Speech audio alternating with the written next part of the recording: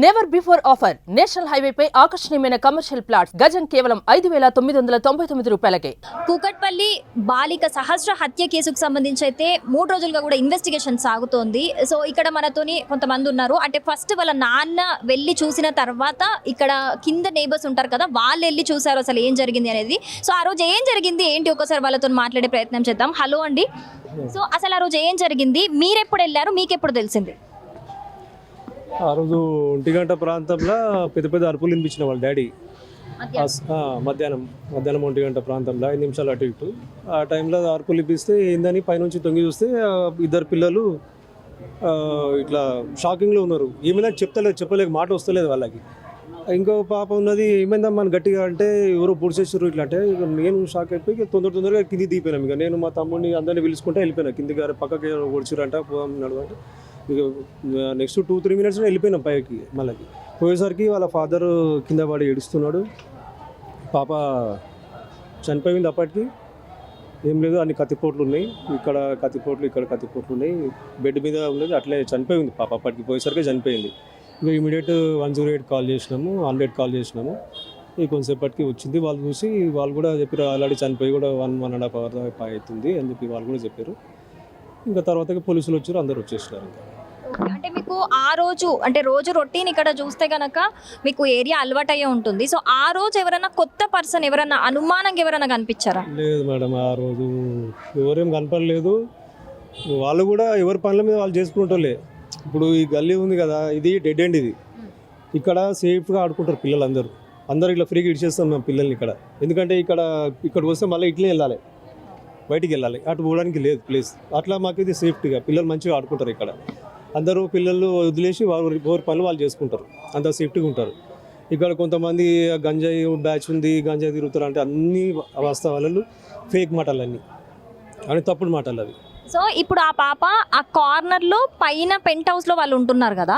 So ఒకవేళ ఏమైనా జరిగినా చిన్నగా ఏమైనా మనకి అరిచినా మనకు వినిపిస్తుంది. మరి అన్ని కత్తిపోట్లు అంటే చాలా అరిచి ఉంటుంది, ఏ అరుపు కూడా మీకు వినిపించలేదా? మాకు వినిపించలేదు. అయితే మా దాంట్లో ఉన్న ఒక పిల్లడు 10th క్లాస్ పిల్లగానికి డాడీ డాడీ డాడీ అని సౌండ్ వినిపించిందంట. ఆ పిల్లగాడు బయటకు వచ్చి తొంగి చూసి ఎవరు లేకపోయేసరికి మళ్ళీ లోపలికి అయిపోయాడంట. ఇక్కడే పక్కింట్లోనే ఉంటాడు ఆయనకు సౌండ్ వచ్చిందంట. ఆయన కూడా బయటకు వచ్చి చూస్తే ఎవరు కనిపించలేదు. తర్వాత ఆయన వెళ్ళిపోయాడు లోపలికి. తర్వాత 12 ఆయన వచ్చిన తర్వాత 1 గంట ప్రాంతాలనే సౌండ్ వచ్చింది, అందరం బయటకు వెళ్ళిపోయినాం ఇంకా అక్కడ చూడడానికి. అంతే, వినిపించలేదు, సౌండ్ ఏమి వినిపించలేదు. ఎందుకంటే నేను కూడా ఇంట్లోనే ఉన్నా కాబట్టి ఏమి వినిపించలేదు. సౌండ్ వినిపిస్తే ఖచ్చితంగా మేము ఈ ఇల్లు కదా, ఎక్కడైనా సౌండ్ వచ్చినా కానీ ఖచ్చితంగా బయటకు వస్తాము. మేము ఒకరికొకరు పలకరించుకుంటాం. మేము ఇక్కడ ఏదన్నా బయటకు వచ్చి మాట్లాడతాము. అది సౌండ్ ఏమి వినిపించలేదు అప్పుడైతే. ఇక్కడ చూస్తే ఏరియాలో సీసీటీవీ అనేది చాలా తక్కువ కనిపిస్తుంది, సరౌండింగ్స్ ఎక్కడ లేదు. బట్ ఇక్కడ కార్నర్ లో ఒక సీసీటీవీ కనిపిస్తుంది. సో అదేమైనా చెక్ చేశారా మీకు ఇది జరిగిన తర్వాత? మీకు తెలిసిన చెక్ చేస్తున్నారు, పోలీసు వాళ్ళు చూస్తున్నారు. వాళ్ళు అది చెక్ చేసి లేదు, వాళ్ళు పోలీసు వాళ్ళే చూస్తున్నారు. పిలిచినప్పుడు మేము ఐడెంటిఫై చేస్తున్నాము, వస్తున్నాం. కానీ కొత్త వ్యక్తులు అయితే ఎవరేమో కనపడలేదు. ఒకటి మన నిన్న అదే బిల్డింగ్లో ఉన్న 2nd floor అతన్ని ఒక ఆయన తీసుకుపోయారు పోలీసు, అనుమానిస్తున్నారు అని చెప్పేసి. ఆయననే మర్డర్ చేసిందని చెప్పేసి కొన్ని ఛానల్స్లో వేస్తున్నారు. అది రాంగ్ ఇన్ఫర్మేషన్. అది అంటే పోలీసు వాళ్ళు కన్ఫామ్గా ఏం చెప్పలేదు. ఆయన అనుమానం అని చెప్పి తీసుకుపోయినారు. పాపం ఆయన ఫోటోతో సహా వేసి పాపం ఆయనను ఇది చేస్తున్నారు. ఓకే, ఆయన చేస్తే కన్ఫామ్ అయితే చేసుకోండి, కానీ కన్ఫామ్ చేయకముందు వేయడం కూడా కరెక్ట్ కాదు కదా. మళ్ళీ ఈరోజు పొద్దున ఓనర్సే చేశారంట అని ఈరోజు కొన్ని ఛానల్స్లో వస్తున్నాయి, ఓనర్సే చేశారంట అని చెప్పేసి. అదంతా ఫేక్, వాళ్ళని బదనాం చేసినట్టే కదా. అది కొంచెం అంటే నిజమేదో తెలుసుకొని చేస్తే బాగుంటుంది. ఇప్పుడు మీడియా సపోర్ట్ ఉండాలి మాకు కూడా. మేము కూడా మా పనులను ఆపుకొని ఉంటాం. వాడు ఇంత తొందర దొరికితే మేము కూడా అంత తొందరగా మా పనులు మేము చేసుకుంటాం ఫ్రీగా. మా పనులు మేము కూడా చేసుకోలేకపోతున్నాము. ఎందుకంటే పోలీసులు పిలుస్తున్నారు, ఎంక్వైరీలు చేస్తున్నారు, మాకు టైంకు ఏం లేకుండా అవుతుంది. వాళ్ళు తొందరగా దొరకాలి, వాడిని శిక్ష పడాలి. మాకు అప్పుడు నిమ్మలం ఖచ్చితంగా దొరకాలని కోరుకుంటున్నాము. దొరకాలని శిక్ష పడాలి. మీరు కూడా ఈ గల్లీలోనే ఉంటారు కదా పక్కనే? మా అన్నయ్య మీరు మాట్లాడింది. సో మీరు కూడా వెళ్ళారా ఆ టైంలో? అయితే ఇన్సిడెంట్స్ జరిగిన టైంకి అరౌండ్ 1 o'clock ఆ టైంకి గట్టిగా ఏడుపు శబ్దం వినిపిస్తే ఏందబ్బా అని అక్కడికి వెళ్ళి చూసేసరికి పాప బెడ్ మీద అట్లనే పండుకొని ఉంది, అన్కాన్షియస్, చనిపోయింది అప్పటికే. మళ్ళీ తర్వాత ఇంకా వెంటనే మేము అంబులెన్స్కి కాల్ చేయడము, 100కి డయల్ చేయడము ఇవన్నీ జరిగినాయి. సో ఇప్పుడు సీసీటీవీ ఫుటేజ్ అన్నారు, అది పోలీస్ వాళ్ళు డీటెయిల్గా చూస్తున్నారు. ఐడెంటిఫికేషన్ కోసం మమ్మల్ని పిలుస్తున్నారు, ఏం జరిగింది, వీళ్ళెవరు అని. ఆ రోజు ఏమీ డెలివరీస్ కానీ అట్లేం మాకేం రాలేదు, మా ఇంటికి కానీ పక్కన కానీ ఇట్లా కొత్త వ్యక్తులు వచ్చినట్టు ఏం లేదు. సో పోలీస్ వాళ్ళు ఐడెంటిఫై చేస్తున్నారు. సో రిక్వెస్ట్ ఏంటంటే మీడియాతో కూడా మొత్తం వాస్తవం తెలుసుకున్న తర్వాత టెలికాస్ట్ చేస్తే బాగుంటుంది. ఎందుకంటే అందరికీ సొసైటీలో వాళ్ళ సెల్ఫ్ రెస్పెక్ట్ ఉంటుంది. సో వాస్తవం తెలుసుకొని టెలికాస్ట్ చేస్తే బాగుంటుంది. ఇది ఒక రిక్వెస్ట్ అండి. ఓకే, నిన్న ఒక అనుమానితుడిని అదే సంజీవ్ రావు గారిని అంటే అనుమానితుడిగా తీసుకున్నారు. ఓన్లీ ఇన్వెస్టిగేషన్ మాత్రమే చేస్తున్నారు ఇప్పుడు అంటే. సో ఆయన గురించి చెప్పండి, ఆయన ఎలాంటి వారు, వాళ్ళకి ఆ ఫ్యామిలీకి ఆయనకున్న ర్యాపో ఎలా ఉంటుంది? కామ్, ఆయన ఎక్కువ ఇంటరాక్ట్ అవ్వడు ఎవరితో,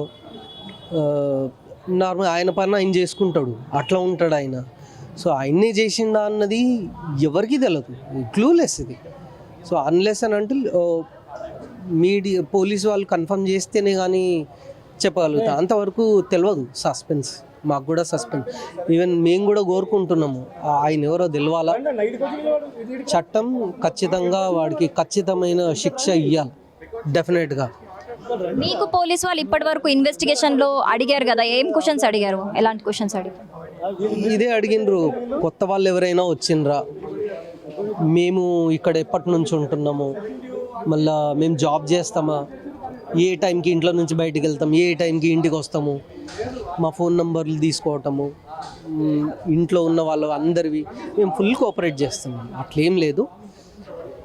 సో మేము కూడా అదే అనుకుంటున్నాం, ఐడెంటిఫై చేయాలి, కల్పరేట్ ఎవరో ఐడెంటిఫై చేయాలి. అది సో మొత్తంగా ఇక్కడ సహస్ర ఇంటి దగ్గర వాతావరణం అయితే, హత్య జరిగిన ప్లేస్ దగ్గర వాతావరణం అయితే చాలా గందరగోళంగా కనిపిస్తుంది. ఎందుకంటే గత 3 రోజుల నుంచి కూడా ఇక్కడ పోలీసులు వచ్చి ఒక 5 బృందాలుగా డివైడ్ అయ్యి కూడా 5 బృందాలుగా ఏర్పడి కూడా ఇక్కడ పోలీసులు ఇన్వెస్టిగేషన్ చేయడం జరుగుతుంది. సో ఇక్కడ నేబర్స్ని, అలాగే ఇక్కడ మనం చూసుకోవచ్చు ఈ గల్లీలో అక్కడ డెడ్ ఎండ్లో ఆ బిల్డింగ్లో జరిగింది అక్కడ.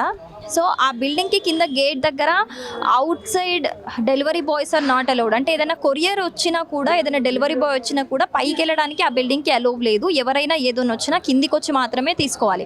సో ఆ రోజు ఏవైనా కొత్త వ్యక్తులు ఎవరైనా అలా ఏదైనా డెలివరీ బాయ్ అని చెప్పేసి ఎవరైనా వచ్చారా అని చెప్పేసి కూడా ఆ కోణంలో కూడా పోలీసులు దర్యాప్తు చేస్తూ ఇక్కడ నేబర్స్ని కూడా ఇన్వెస్టిగేట్ చేస్తున్నారు. సో అక్కడ డెడ్ ఎండ్లో బిల్డింగ్ ఉంటే ఇక్కడ మనకి ఒక సీసీటీవీ ఫుటేజ్ అనేది ఇక్కడ ఒకటి కనిపిస్తుంది, బట్ ఇక్కడది వర్క్ అవ్వట్లేదు అని చెప్తున్నారు. సో ఆ లాస్ట్ బిల్డింగ్లో ఉన్న సీసీటీవీ ఫుటేజ్ అనేది మనకి ఇప్పుడు ఒక మెయిన్ ఎవిడెన్స్గా చెప్పుకోవచ్చు. అంటే ఇందులో ఏదైనా రికార్డ్ అయింది మనకి, దీనికి ఈ కేసుకి సంబంధించి యూజ్ అవుతుంది అని చెప్పేసి ఇందులో సీసీటీవీ ఫుటేజ్ కూడా తీసుకొని పోలీసులు ఇప్పటికే ఎంక్వైరీ చేస్తున్నారు. సో ఈ నేపథ్యంలోనే ఇక్కడ ఉన్న నేబర్స్ని కూడా అడిగి తెలుసుకుంటున్నారు. అంటే మీరు ఎక్కడ ఉంటారు, ఎన్ని ఇయర్స్ నుంచి ఉంటున్నారు, ఎవరు ఎలా ఉంటారు, ఎన్ని గంటలకు వెళ్ళారు, ఎన్ని గంటలకు వచ్చారు, ఇలాంటివన్నీ కూడా వీళ్ళ ఇక్కడ ఉన్న చుట్టుపక్కల వాళ్ళందరిని అడిగి కూడా పోలీసులు ఇన్వెస్టిగేషన్ చేస్తున్నారు. ఈ రోజు కూడా పొద్దునుంచి, ఈరోజు 3వ రోజు హత్య జరిగి ఈ రోజు కూడా పొద్దునుంచి కూడా ఎస్ఓటీ పోలీసులు వచ్చి మొత్తం కూడా అక్కడ ఇల్లు జరిగిన అంటే కింద ఏదైతే నేబర్స్ ఉన్నారో అది జరిగింది 3rd ఫ్లోర్ పెంట్ హౌస్లో. So 2nd floor and ground floor ఓనర్స్ని అందరినీ కూడా ఇన్వెస్టిగేట్ చేస్తున్నారు. సో ఈ చుట్టుపక్కల కొన్ని షాప్స్ ఉన్నాయి, అక్కడ కూడా ఎవరైనా అనుమానంగా కొత్త వాళ్ళు ఏమైనా కనిపించారా అని చెప్పేసి ఇన్వెస్టిగేట్ చేస్తున్నారు. సో ఇక్కడైతే ఏదైతే హత్య జరిగిందో అక్కడ మొత్తం అయితే వాతావరణం చాలా గందరగోళంగా కనిపిస్తుంది ఈరోజు 3వ రోజు అయితే. సో మొత్తంగా అయితే ఈ కేసుకి సంబంధించి అయితే ఇప్పటి వరకు ఎలాంటి అంటే ఎవరు జస్ట్ అనుమానితులు మాత్రమే ఉన్నారో తప్పితే ఎవరు వీళ్ళు అంటే ఎవరు చేశారు, ఏంటి, ఎందుకు చేశారు, అంత కిరాతకంగా ఎందుకు చంపారు అనే దానికైతే నిజంగా అందరూ క్లూలెస్గానే ఉన్నారు. సో మొత్తంగా అది ఇక్కడ 3వ రోజు పరిస్థితి అయితే. కెమెరామెన్ నగేష్తోని శిరీష, సుమన్ టీవీ. సుమన్ టీవీలో మీ పర్సనల్ అండ్ బిజినెస్ ప్రమోషన్స్ కోసం కింది నెంబర్కి కాంటాక్ట్ చేయండి. డ్రగ్స్, గంజాయి లాంటి చెడు వ్యసనాలకు దూరంగా ఉండండి. తాత్కాలిక ఆనందం కోసం జీవితాలని నాశనం చేసుకోవద్దు. డ్రగ్స్ విక్రయాలు, దందాలు నిర్వహిస్తే 1800599696 టోల్ ఫ్రీ నంబర్ కి కాల్ చేయండి. డ్రగ్స్, గంజాయిని నిర్మూలిద్దాం, భవిష్యత్తును కాపాడదాం.